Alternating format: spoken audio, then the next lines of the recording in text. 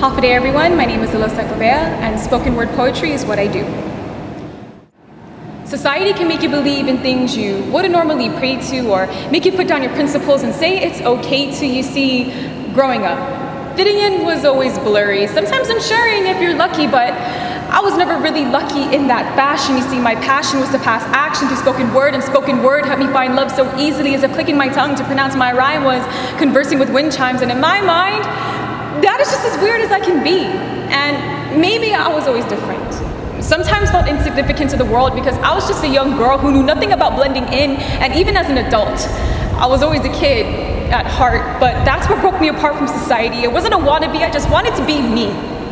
So every day the face I put on was my strength. I painted illusions, body length, that I'm fine with being a nobody, fine with not being that girl with a hot body or not having any gaudy clothing, but I wasn't. No one ever wanted to know what I held behind my teeth, because if I was asked to speak, I'll tell them honestly that I'm not interested in the label you gave me, because I'm finally proud of who I am. I'm proud that I'm tall, light-complected and outspoken. If you feel that society doesn't take you for who you are, you're joking, because you belong in the Just Be Yourself club. Weird, confused, or broken. You're a token, and I accept you. And we will go against all stereotypical labels, use it as cables, stick it to our throats and amplify that it's our turn to speak. No more being weak, there are no such things as freaks, and we will never make society dictate why we hate each other about what makes us different. It's finally coherent, that it's not about what you've got. It's about what you've got to offer, about what you've got to give back to your people. It's that simple. Love that you are not cookie cutter perfect. It's not worth it trying to be what everybody else wants you to be when the inside of you dies because it was never allowed to scream, so scream. And listen to that voice that you talk to when no one else is listening. Avoid the regret ceiling and learn that you need to accept yourself before you can accept acceptance from someone else. And once you can humbly love yourself fully, you wouldn't care about what society can do to change you, but what you can do to change society.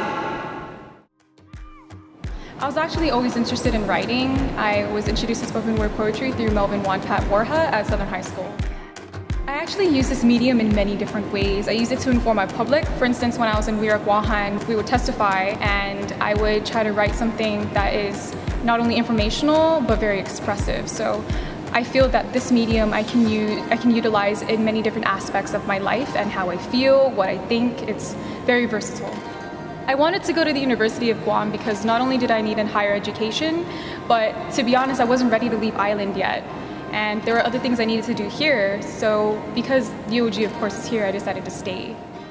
Be yourself, write for yourself, don't write for the crowd, because if you start writing for the crowd, you're no longer going to be true to your word, and you need to feel what you're writing, be comfortable with what you're writing. And sometimes writing isn't always for a crowd, it's not always for the audience. Writing should also be definitely for yourself.